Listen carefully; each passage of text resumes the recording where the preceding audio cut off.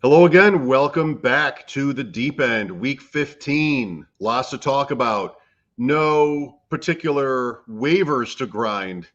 We'll talk about whether we like that we don't have to do that this week. I sort of miss it, but it's all rainbows and unicorns for these 2 nights without having to sit there and punch in 70 different bids or 700 if you're Adam. Mike Shope with Adam Krautwurst. We've got our head-to-head FFPC Football Guys Championship to recap. Adam runs the computer, so that'll be short.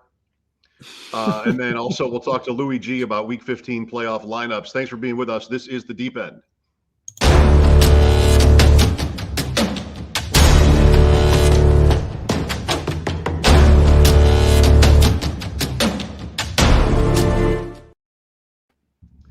You're probably too young for this, but when I was just getting into sports, I'm remembering this now, looking at myself on this screen. I've got a black shirt on with that red background, so it looks almost like it's just my head levitating on the old Cubs. So all the other teams had like a team picture on baseball cards, but the Cubs just had their heads. I was very into collecting again, even as an adult, but I never figured out why that was. But I think you have a picture of that, the Cubs, like 1978 Topps baseball Cubs team card. Throw that up there, Adam. You have that on the shared screen, I think, right? Oh, I do. Okay. There it is. That's what I look like to myself without the Cubs hat right now. Just one of those floating hat. Just a floating, Fergie Jenkins head. So does that mean you're one of these what are these things called? These collectibles? These what are they called? Am I an NFT right now? Yeah, you're a digital collectible right now. Oh my God. Maybe I am. What are you worth? Sensational. Oh, that is the question. Well, in all seriousness, not yet in all seriousness, last week was the debut of the Helmet of the Week portion of our show. And I had a Jerry Rice helmet because I missed that opportunity when Billy Muzio was on from San Francisco. So I'm looking at my Super Bowl MVP helmets today. Like, who do I want? Well, the Heisman Trophy was this week, and 2 quarterbacks have won the Super Bowl and the Heisman Trophy. Okay. And one is this man, Roger Staubach. Ooh. I don't have a story about him, about whether he would sign his name or anything like that. Me either. But Super Bowl 6, the other is Jim Plunkett. I guess I could have picked Jim Plunkett, Adam. Sorry if you would have preferred. My father was a huge Jim Plunkett fan. Fred Biletnikoff, that whole Raiders squad. Why did he like Plunkett? What was it about him? I think I don't know. I think it was more of a Biletnikoff guy. I think it was the long, he had long flowing blonde locks. Is that Biletnikoff?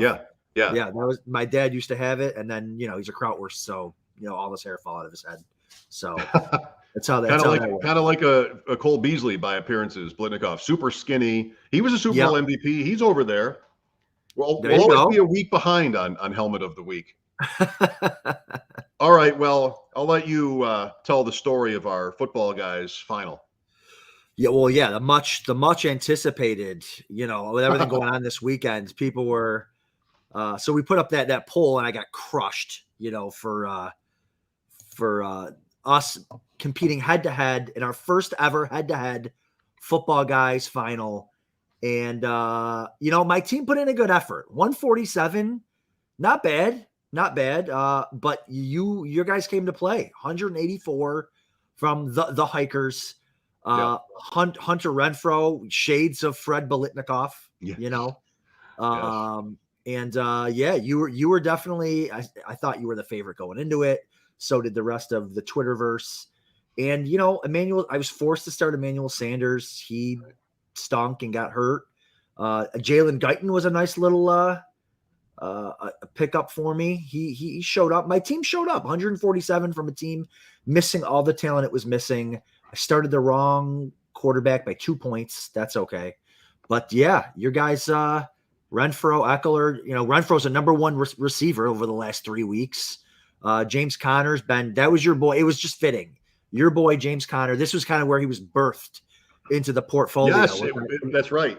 Was on this night. So for him to a 33 spot, and good for you. Congrats, you earned it. You were the number 2 scoring team all year, and look at you with Gabe Davis. Just now looking at your bench, Gabe Davis looking good. Maybe these next couple weeks. Yeah. Didn't even get to play Hawkinson, so very, very, very nice. How do you feel? Does this feel like something significant? Because this was the league of death here. It does. It does. I like that. I like so many things about this. It was sort of my idea that day. You guys all could have also drafted, but I had the idea, let's do this tonight. And then you and several other guys we know jumped in, including Louie, who will be on with us, and Guilds, who I got to know, and Abib, who we got to know, and Jay and Scott. Like, they were all in this field. And so I knew, like, it was the best of the best, really. I mean, a lot of the best of the best. And then I made fun of myself all year for having Brady and Prescott, right? Worked out beautifully. It did. And, I love that I was able to compete with you and these other guys and come out on top. It's very rare for me to win a Twitter poll when the people voting know me. And somehow in fantasy, it's a little bit of an easier path. So I was happy to win that. Without Connor, it would have gotten interesting last night. You had Stafford and Kupp going against me, but Connor I didn't watch the game last night, but it sort of made it easy.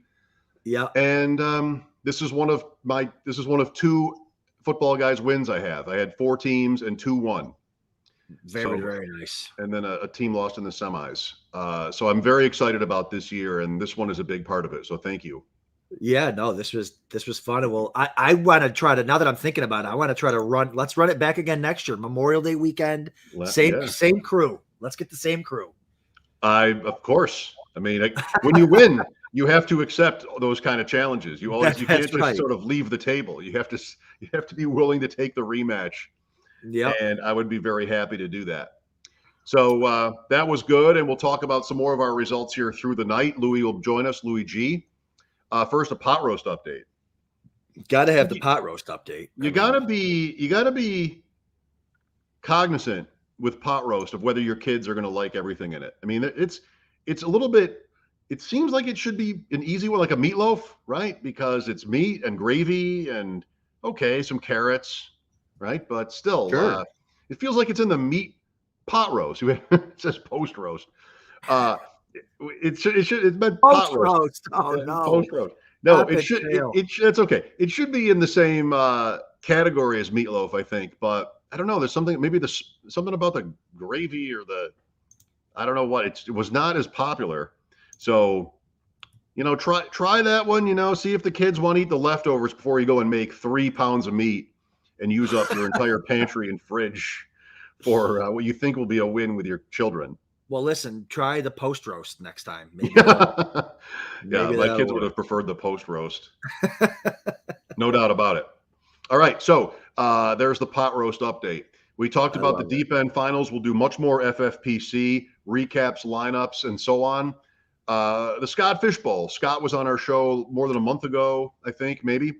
Yeah. And you noticed that you and I are both through. We both had to work for it, making the playoffs to get to week 14. And then this was a tough one. I mean, this is top 10 out of 35 or so, depending on how many extra bids went to your conference. There were 2, do I want to say the whole thing? There were 2 buys per division.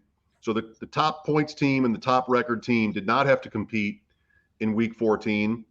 Okay. You and I were in that big group underneath that. So we got a chance. Yep. And your score your average for the regular season plus your week 14 means that's your number for this week. Top 10 out of 35, 36 go through. And there we both are again. Squeaked in. I squeaked in by, 9 points. Like that was nice. And I'm glad you could explain that, because I literally have no idea. Like I'm trying to find, I didn't even know if I made the playoffs last week. I'm trying to find it. I find it. And then I'm like, and then I thought I had a bye for some reason, because when you go to look up your score, it says bye next to it, but that's the team that you're playing is on a bye. So I'm like, and then whatever. But then I was able to find, I had to go, there's probably a way better way. I'm sorry, Scott. I don't want to make it sound like there's probably a way better way that I was doing it, but I went through every single conference to find, and finally, I think it was number 13 or something. I found out, and you were there. That's sensational. The same one. So what happens now? Explain to me. Okay. So that was, you have 2 teams from every division. Yep. Which is 8 per conference times 15. So 100, Okay. 120. What did I say? 8 times 15. I don't know what that is.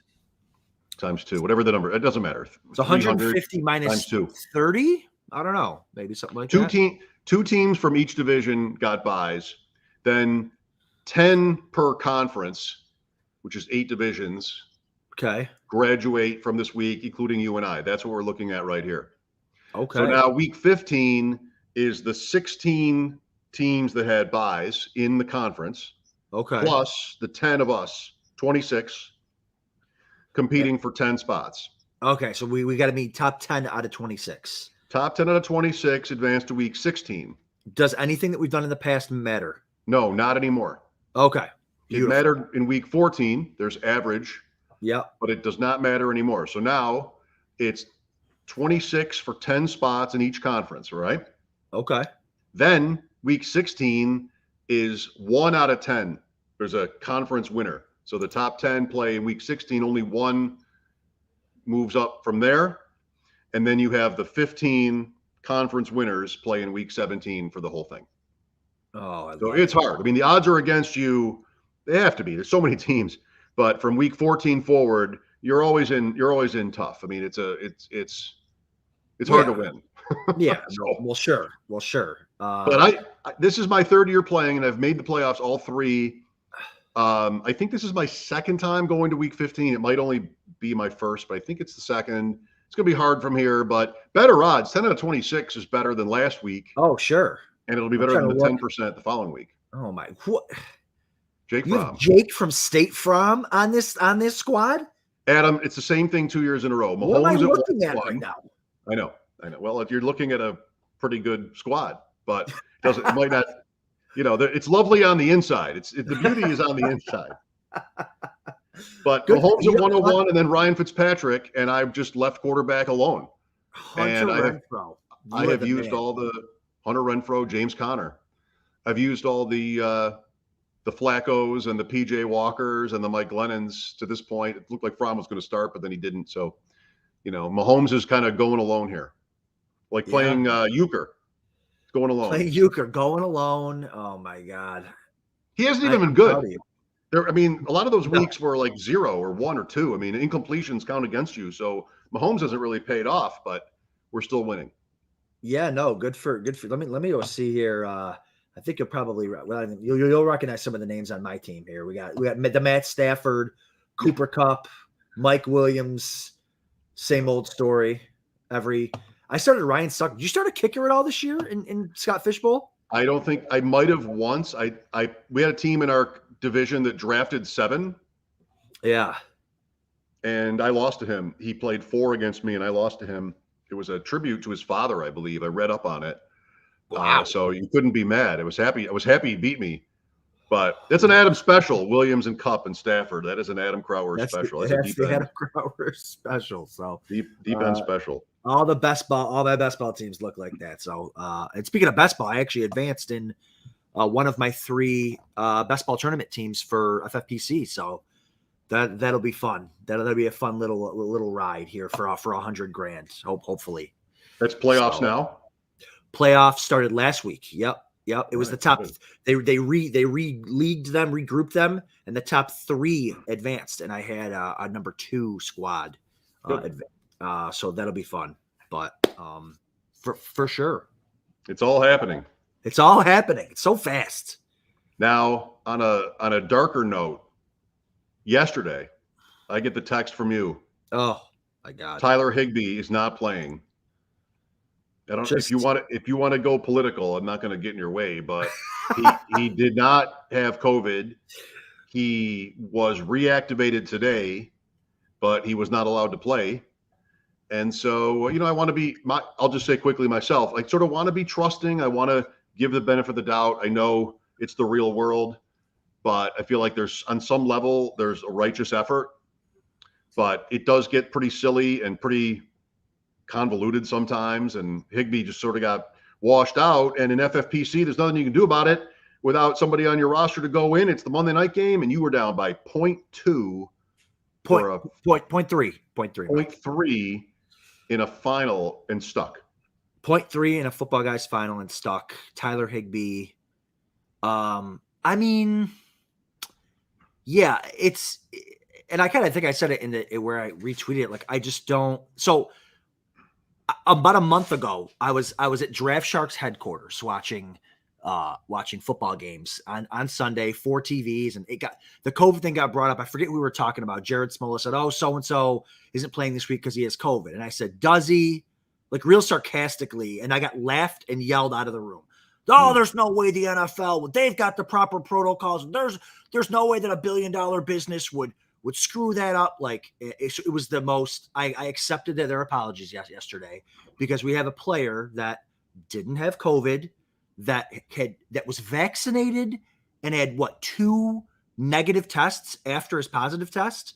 Yep. Like, I just don't know what we're doing. Like, what are we doing now? But again, I don't need to get into all that, but I'm just wondering, what do we think the FFPC or any tournament moving forward, like, what can we do about stuff like that? Is there a I don't know. I feel like there's got to be something maybe moving forward, like an emergency COVID spot or something, because you've got teams, and I'm sure I wasn't the only one, and there just has to be a way.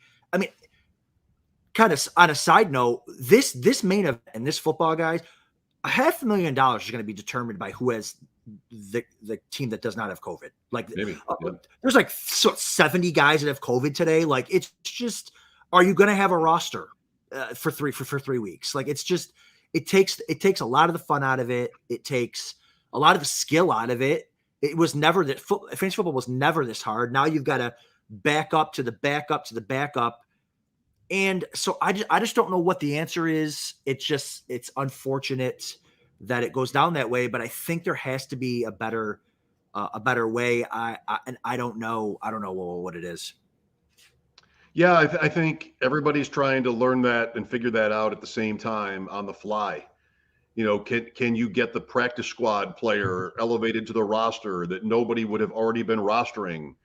Do you get 5 points if that happens, which sometimes might be enough or not, but at least when it's so close like that and you're so likely to win, you don't get stuck. There's not an easy answer for this. The FFPC playoffs might be determined by it, and the Super Bowl. Who knows? But I wonder if the NFL will stop testing there, or at least as often. Now, in baseball, that was accused when the tests were piling up in the middle of the season, July, August, and teams were starting to have a tougher time keeping up. One of the players said that they stopped, it just pulled back because, just like we learned last year, I would say anyway, this remains to be seen, but I think the games are the number one priority more than anything else. It's still, that's the business they're in. So I think they will play. I think, at the risk of being too cynical, if a player has COVID and he's a key player on a team in the championship game or in the Super Bowl, it won't come out. I think that's going to win the day. And listen, I'm not even, if a guy has COVID, like, fine. Like, I don't know why they shouldn't be testing vaccinated players anyways, but whatever. Like, but if a guy's got COVID, fine. Like, keep him away from people, whatever. But when the guy doesn't have COVID, he tests negative. Like, I just don't understand 2 years into it what we're doing.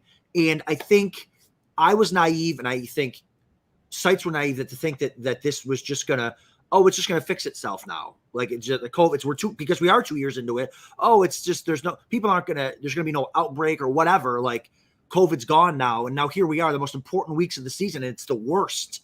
And it's like, man, we've got no backup plan. It's not like home leagues where you can pick up players. It's really difficult, and it's really frustrating for people who play for a lot of money, who lose because a guy, they decided one day he had COVID and they found out that he didn't. It's so super frustrating.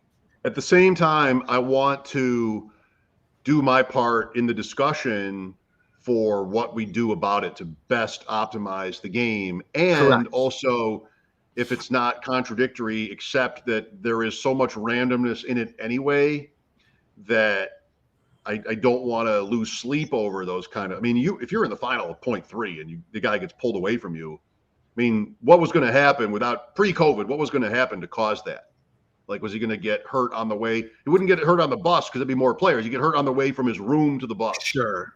or something, or in and I had a warm-ups. situation. I was thinking about that exact thing today. I had a situation a couple of years ago, the year that Cam Newton got in that car accident, and it was during the playoffs, so there was no more waivers. And I'm like, oh my god, like, I think maybe my backup already had gotten hurt, and I'm like, oh my god, I'm gonna have a main event team or a football guys team with no quarterback. I think he ended up playing or something, but like, that's the only thing I can think of, like a midweek, car accident during a week where you're not allowed to do waivers. But like you said, other than that, like, it's such a bizarre thing. Never does an episode of The Deep End go by without some reference to Cam Newton's heroic greatness. It had to happen. Let's welcome Louie G. Louie and I are partners on 2 main event teams, which both won automatic bids into the sprint. And one is a league champion, one is a runner-up. That team scored. Am I bringing Lou in? Are we bringing him Please in? do. Yeah, please do. Let's do it. That. Hey. That team scored. The team scored how many points we lost? 160? 163, wasn't it? I mean, it was a good score. Maybe it was just 160, but yeah, we put up a really good score. It just some bad luck there. Jermar Jefferson, Adam, not quite the same as your problem. Although Jamal Williams going on COVID was a part of that. At least it was just not like the morning of, but sure. We had Lou. I mean, it was Pollard, Ingram, Tevin Coleman. We had a couple of deep handcuff guys that we swapped out for Jefferson and Austin Walter, neither of whom either scored a point. So we were really stuck there. If Pollard, he's the one, like if he had played his normal game, maybe we get there. I think we lost by like 12. Yep. But I mean, that's the normal Pollard game, right? Like 5 for 45 and, maybe 50 yards rushing or whatever. I mean, we probably would have had it with the Pollard game. What a game, altogether that was, and we kind of came back there towards the end. But that team's a lot of fun for sure. Yeah, we can get into lineups there. That might be fun. Before we do, I want to ask you guys both. Both of you have more experience in this than I do. We were just talking about the COVID roller coaster here, Lou. Like, how much tougher, if at all, was this year than a normal year? I did the worst part about being a stand-up comedian is being in the green room and not being able to jump in when there's something good. And I wanted to jump in during that conversation, so I'm glad you're bringing it up. I mean, this is going to come off as like I don't want it to come off as confrontational towards your points, but to hear my whole thing is that anything that makes it more challenging, which COVID did, let's not try to hide the fact that it's making it challenging. To me, I want that, especially to the guys that have 4 or 5 times my volume of playing, because they're not going to be able to keep up like I can. I have a resume of teams that I know I'm going to be able to keep up with, and that I'm going to be able to adapt. You and I had a couple of these situations, both in the main, where we were like, we didn't start Beckham this week because it was a coin flip, and I said, I don't want to make the wrong choice, and then we show up Monday and a COVID thing happens. Now here I am 24 hours later, and we maybe dodged a bullet. I mean, obviously he had a good game, but we got a good score. It just, these things are things that are, you hit on it, Mike, like there's randomness already in the sport, and us playing, like I want to take advantage of that. And I know this is just a messed up situation here with how much of a social aspect it is, so people are more opinionated than anything. But to me, I'm just trying to make myself a better fantasy player around it, and it does change the way you do plan for these playoffs. We talked about this earlier, but I think something that wouldn't necessarily be a bad idea, COVID or non-COVID, is if the FFPC maybe extended the rosters for just the playoff teams that last week. So that last week, I'm not saying, all the other players become available or anything. It's just, if you want to build 3 or 4 extra handcuffs somewhere, I think that would be better just for roster build. And also it would change the way you would spend your fab throughout the year. Right. So it would add a whole nother strategy to it. So there's things I think that could do, but it's 100% been challenging.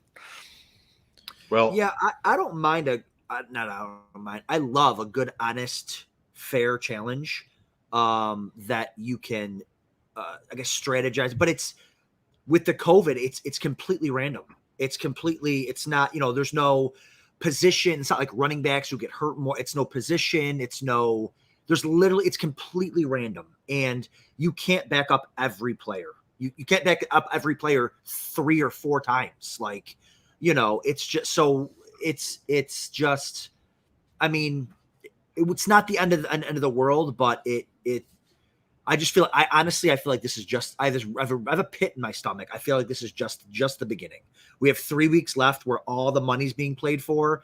And I just have a feeling it's the beginning of the end, where people are going to they can barely start rosters, and it's just going to be the person is going to win $500,000 because their guys didn't get COVID, or they got them on days where they could put guys in. It's just, listen, I understand the strategy of, okay, let's lean towards our Thursday night guys. That went into my strategy last week. I started a Chase Claypool because I don't know what's going to happen with Sunday and Monday guys. Now, that was more injury related than it was COVID related, but sure, like, I get that. But there comes a point when there's no roster spots left, and you've only got, you've got 2 tight ends or 3 tight ends. It's just, you can't carry enough players to be able to say, okay, now everyone, it's an even playing field. Everyone can cover for their COVID spots. And it's just frustrating. Like, am I supposed to draft guys that don't play Monday nights during COVID season? Like, what am I supposed to, you know what I mean? Maybe, well, sure. That's I think Louie's Beckham point. But tight end is harder. Like, if it's Beckham, you're likelier to have another wide receiver. I mean, I appreciate Louie saying he started by saying he didn't want to be confrontational, but I think what he really wants to say is, Adam, you should have had a backup plan. You should have had. Right. I don't know. I'm now saying that Louie meant that, and he's not even saying it. Did you have another tight end there? Honestly, I don't even want to go. No, not for Monday. I'm sure I had not for Monday, but I'm sure I had another tight end. I'll go look it up. Hold on. But we've talked about it, and you just mentioned it. It's right. COVID or not only there can be the value of just the information from playing a Thursday night player, but I was looking at that for this week with kickers. One of these teams has Butker or Hopkins, rather, the Chargers kicker, and Tucker. And I don't even know if necessarily Tucker is the higher projection, but I'm thinking if Hopkins is on the field for warmups, get him in the lineup, because what happens if I don't? It's more random in the sense that you just have no way of predicting it, but there are things that happen in games that are pretty random too. And I'm sure that some of these championships have been decided by them, the end of the game lateral or whatever the play James is. O'Shaughnessy, who I started against you in our game. We looked at that earlier. I knew you were going to say that. You could have done it for that reason. You were already playing against him.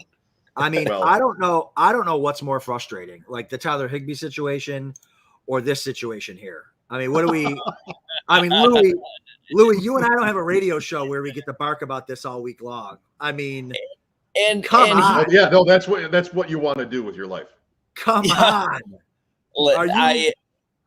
Listen, I don't want to, because I really don't want to go down this road, because my thing is that, and Mike's kind of made this point on his show, so I don't want to parrot him. It's just, he's been just there's no conspiracy theory against the Bills. It's just, there's things like this that happen in every single game, and the guys that get the call win them, and then sometimes you get the call and you lose. I don't know. It was horrible officiating, right? But I am way more happy with the fact that the Bills stuck with the Super Bowl champs, and for those of you who are listening on Spotify and can't see the screen, it's Stefon Diggs being undressed by a defender for one of his 3. No, okay, so there's no conspiracy against the Bills. That's fine. The statistics don't say that. I mean, 1 holding penalty in the entire season. But listen, let's forget. Here's what I want to know. Here's what I want Mike's take on. When PFF grades this play, Mike, okay, and it's an incomplete pass, is that on the quarterback? Is it on Stefon Diggs? Does it reflect negatively on the offense? Like, I need to know when they watch this play. I need to know that this is when Allen drops the ball in Diggs' lap and he can't get to it. How do we grade that play? I'll give you one answer, then I'll give you my actual answer. If you share the screen, I'll show you a play that they graded. I thought there was a lot of controversy in how this play was graded. Speaking of PFF, I mean, what is happening here? I thought they were. Ran you? What is that? He is the GOAT. I thought there was some good pre-snap motion use here. I don't know how they graded this play. I can't stand it. Mike, how about the mute his mic in a second here? What's going on? Next week we need a Greg Buck clip for this game, right? That is Three River Stadium, by the way, in Pittsburgh, in maybe halftime of a game in the early 70s. I don't know. Oh God! Listen, the PFF problem you have is going to be our undoing, because it's up to you how to process it, but it's very useful information. And it is. I know. How they go into. I mean, we talked with Sam Monson today on WGR about officials. So if you want to hear how they do look at some of that, I would direct you there. Oh, well, I definitely want to hear. I'll tune in. Can I jump on one point on that, though? Because this is one thing, as much as I joke around with conspiracy theorists and such, I am a little surprised, and even, Mike, in your profession, talking about this every day, I'm surprised at how little it's kind of been talked about, that in a year where all these betting kind of partnerships are happening, there's all these calls coming in from upstairs. There's absolutely zero reason to use a challenge now. If you use a challenge right now, it's a wasted challenge. So they're controlling the game more than they ever have. The taunting calls and these pass interference calls that they really don't, have to pay for making the wrong ones. It does seem weird. And I don't believe conspiracy theories, but if the Pats are playing the Bucs in the Super Bowl, I'm not watching, because I know that's where they want me to get to. Well, it's noted. You take NFL officiating seriously at your own peril. We don't really want interference called on game deciding plays overall. We don't really want every defensive holding penalty or illegal contact or offsides called. You end up with the Thanksgiving Raiders-Cowboys game only way worse, and it just can't be that way. So there have to be different standards that are not by the rule book. It's a contradiction that will never be avoided. It's inherent to the game. You have to be still at the snap. No one is literally fully still at the snap. You're breathing. What if I see you false start? Like it sounds ridiculous, but the rules are written. The rules don't prohibit breathing. The rules are, you have to be stationary, and there's sort of a common sense definition of that. Now you show Stephon Diggs' jersey being pulled out. Obviously, that should be a penalty. I mean, you don't want my Brady argument, because a lot of what he does to get calls is purposeful. Throwing underneath to Evans, and then Evans comes. You've got two. Ask Adam. You get two all-time greats, at least one, maybe two all-time greats involved in that play. They know what they're doing. So, Tom Brady doesn't get penalized for that. Well, he gets more of these. He knows what he's doing, and the play to Diggs, it's a bad play call. And the only thing you can get the catcher, you can get interference. Anything else, you're going to kick a field goal and take your chances in overtime. I don't know. I know I probably sound like an apologist for it, but there is a common sense limit here to what can actually be called, and we also don't want everything called. I mean, any sport, it just would ruin it. But yeah, tough game. I mean, a lot of close ones. They're bad ones. I have to say it. Okay. Let's get back to the fun stuff. Yes. So, Louie, you and I have two main event teams that are going through. Just as you guys look at our one team here, Squishy Pears, this is a team we drafted from the outside the draft room, the ballroom, because I mistakenly signed us up for an online draft after we had flown to Las Vegas, got coffee in the breakfast area of the casino. Like, here we go. Wait a minute. We're not actually up there. I mean, that was a tough beat right there. At least it wasn't the other way, Mike. At least it wasn't the other way around. At right. least you weren't expected to be in Vegas and sitting on your couch in Buffalo, New York. Right.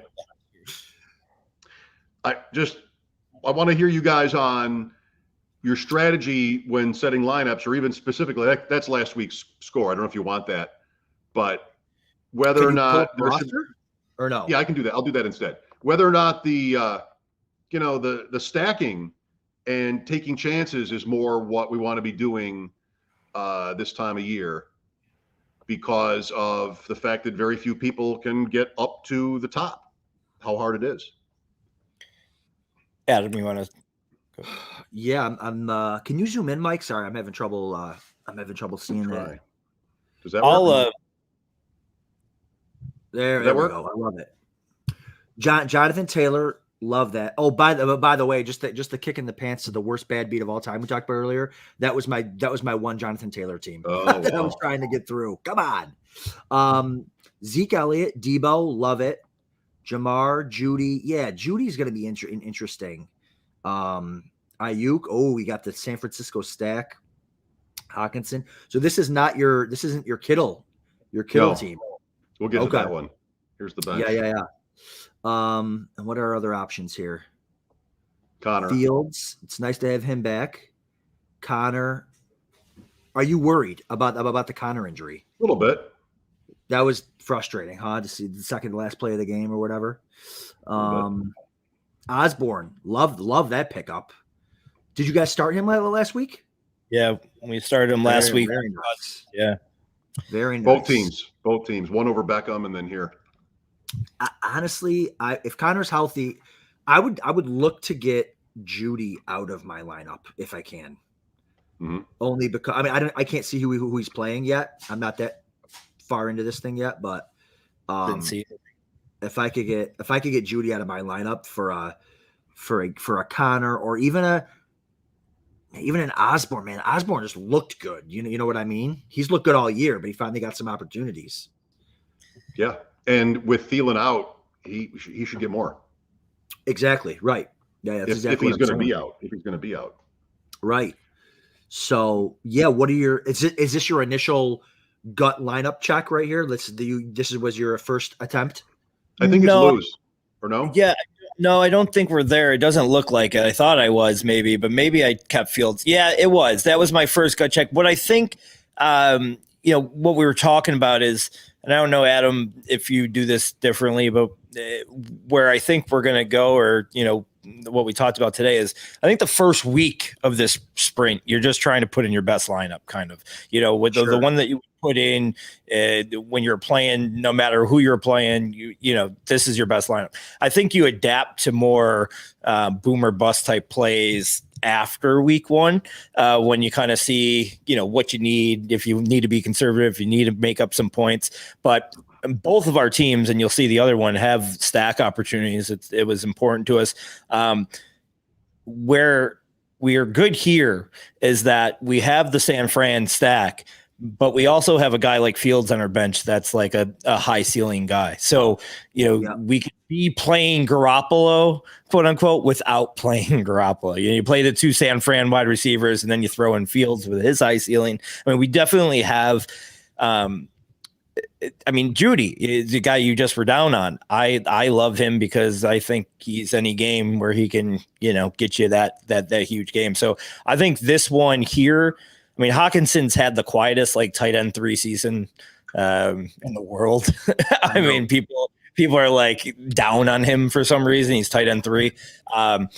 I think he's got a lot. Mike doesn't love fans, but I might get him back in the lineup here. It all just depends. We backed him up with Albert O last week, and Albert O even outplayed him with fully healthy. So at least we have that. We have that safety valve in case of COVID, Adam. That's how we built it. Easy. Relentless. We're getting rude. It's rude at this point. Well, one area where Louie has been an especially strong partner is just, you hear now, get the handcuffs 2 weeks out. Look 2 weeks out. Look into the future. Justin Jackson was his idea week before last. Eckler is banged up and it's late in the season and he's been hurt before. So, we're carrying this receiver. We had a couple good receivers on this team that Bateman was cut, I believe, off of this team. We cut players who were pretty startable. I was hanging on to Nico Collins all year, and I think he's going to be their number 2 receiver and probably pretty good in the future. But we agreed that was a higher priority, was a player like Jackson, who could conceivably start this week for us if Eckler doesn't go. That's possible. I Yeah, don't I love think, 3 quarterbacks, but it'll work. It'll do. well, that's a COVID thing for sure. Definitely. I mean, 3, if you can fit in 3, that's great. I think too, also with the Chargers situation is I looked at a couple teams. It's, first of all, it's hard, like you guys know, on really good teams like you have, to find guys to drop for guys like Justin Jackson. Also, you just don't really know.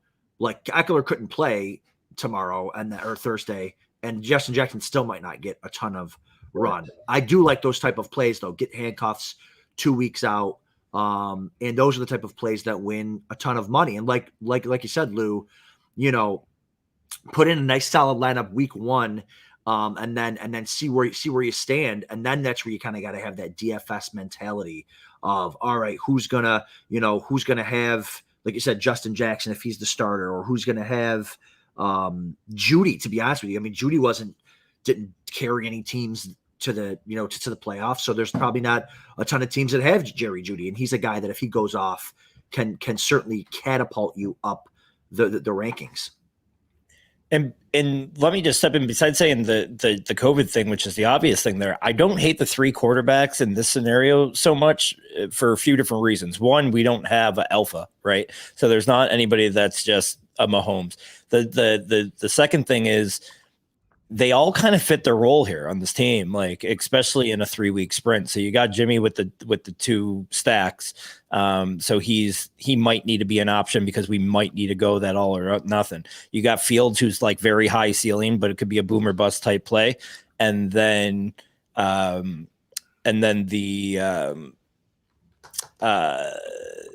Cousins could end up being like a safe play. If you wanted to if we're sitting pretty in that last week or something, and we want a safer play, we could end up going with Cousins. So I strategized, or at least didn't push away from those 3 quarterbacks, because I feel like they're going to present themselves some good options for us in this 3 weeks. We have about 3 minutes left, but I'll give you a quick peek of our other team here in just a moment. I got to zoom in for you and set this up. This team was live drafted. I mean, we did go all the way there. So we were able to get into one room and draft this team on the Friday night. So there you go, Adam. If you can grab that, you can see what we're looking at here. This draft started. We drafted 3rd. Kelsey, Mixon, Kittle, Mahomes were our first 4 picks. Our buddy Gilds was in this. Zip was in this league. Scott Connor was in this league. Fun Friday night draft out there. So this is a Kittle team that still breeds. What a great team. I mean, yeah, forget still breeds. This team is a team that everybody is envying. I have a team similar to this in the football guys that I'm hoping that it's funny. We're hoping Kelsey can get going, right? Like that's the guy we're relying on, and he's the guy like, man, maybe he'll be the one that leads us. But yeah, the teams, the people that got Kittle through, man, those teams are looking beautiful. You got Deontay Johnson, who's a top tier guy. Chase. Chase. Odell. We'll end up subbing out Beckham this week, and then Ronald Jones has not started for us, but he's up there with Pollard. There's that Jefferson that was a 0. Yeah. So maybe Gallup and Pollard go in there, or even Hardman. There's another stack potential there. So sure. Yeah. There's life here, Louie. This is one of, I think I texted you earlier, one of 3 teams that have Kittle and Kelsey left in the main. I think that there's only 3 teams, or 4 maybe teams that have Kelsey and Kittle. Or I'm sorry, Kelsey and Mahomes left. So, I mean, this team is really live if it starts moving. We need to figure out RB2 each week, which will be tough here if these injuries stay. But besides that, I mean, if we get lucky on that RB2 each week, we're going to run there.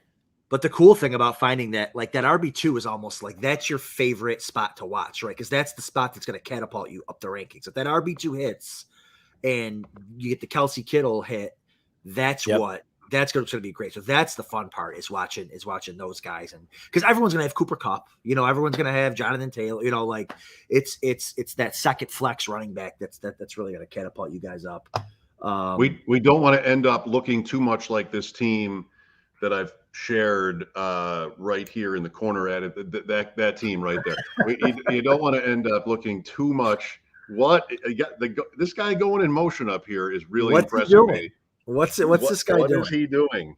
All That right, is the I'm getting question of the outta night. here. Well, hold All on right. real quick before we finish. Some exciting news. Did I miss like a public service announcement or something? Main event registration lobby for next year, a $1 million grand prize. Oh, Like, where did I miss like some grand announcement or something? I didn't Like know that. they just went ahead and just dropped a cool mill on us and didn't even. Registration's open and there's $1 million prize. And so listen, you guys can go ahead and have this $500,000 this year. I'm gonna wait. I'm gonna wait till 2022. And Does go it with have that. Does it have the entry fee? It's the same, 1,900. Same. Yeah, Bigger field. I mean, it's got to be a bigger field. I'm assuming it's a bigger field, or maybe who knows? Maybe they've been saving for the last 3 years, maybe to make it $1 million. But that's going to be a fun little. No more friends now. No more friends in these high stakes streets. It's going to be cutthroat. $500,000, we could stay friends. 1 million. That's right. Easily. 600,000 is the line. So that starts May 31st. Did that say the signups? So May 30th will be Memorial Day. We'll draft our football guys team that night, and then the next night will be. No, it says July 4th for the slows. What is May 31st up there? I saw May 31st. Is that for signups? Yes. Sign up by Tuesday, May 31st, and get $100 off your first team. Okay, that's what we should do. Make sure we remember that when we're drafting on Memorial Day. That's right. That's next year. Lou, thanks. I'll talk to you 17 times tomorrow. I'll talk to you soon, guys. Thank you. Bye-bye. See you, Lou. There are no waivers. I mean, I kind of miss it. But then again, I guess if I weren't doing this right now, I would say that I missed it because I would be, in theory, doing something other than fantasy football. But as it happens, you and I are talking. So you know what? Let's just end it there and come back next week. Yes. Good luck, everybody. Week 15, big one. Good luck in the sprint and in your home leagues. We didn't really get to that tonight, but Adam is in the finals of the Empire Niagara inaugural season, or the right to play for the finals this week. Good luck to you against Ryan Mura. Ooh, I love it. He's a tough one. Ryan and I have been going back. I think he was in my division this year. I think he was, if I'm not. Yeah. Wrong. Don't tell my other friends, but all the good teams were in our division this year. Most. How about most? Division of death. Division of death. We were the group of death. Leone, Louie. So yeah, it was tough. But that's a fun one. All right, everybody. You can reach us on Twitter at DeepEndFF1. Find us on what, Adam? Spotify, YouTube, usual places. Yeah. All right. The usual spots. Thanks, everybody. We'll see you next week here in the Deep End.